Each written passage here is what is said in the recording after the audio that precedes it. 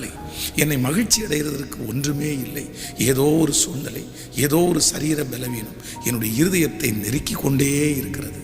ஆனால் இன்று கர்த்தர் இந்த 30வது நாள் வாக்கு கொடுக்கிறார், இன்று உனக்கு ரட்சிப்பு வந்தது.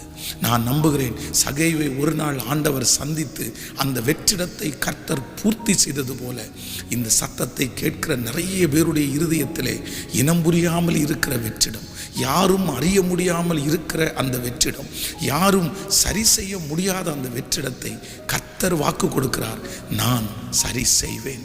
ஒரு சமாதானம் உங்களுக்கு கடந்து வரும், ஒரு சந்தோஷம் உங்களுக்கு நிச்சயமாய் கடந்து வரும். இந்த வார்த்தையை பேசி கொண்டிருக்கிற நானும் ஒரு நாள் வெளி தோற்றத்திற்கு பார்வைக்கு யாருமே என்னை கண்டுபிடிக்க முடியாது. ஆனால் இருதயத்திற்குள்ளே ஒரு தனிமை, ஒரு வெறுமை, ஒரு சோர்வு. எப்படி வாழ்வோம், என்ன செய்வோம், நம்பிக்கையே இல்லை. ஆனால் வெளி தோற்றத்திற்கு